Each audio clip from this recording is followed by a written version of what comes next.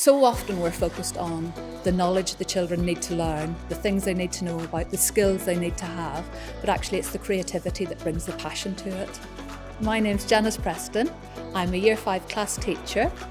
The children have been creating poems today linked to space, and I have to say, as a teacher, I've been so proud of them and amazed by some of the language and the skills and the knowledge that they have about science that I didn't know they had.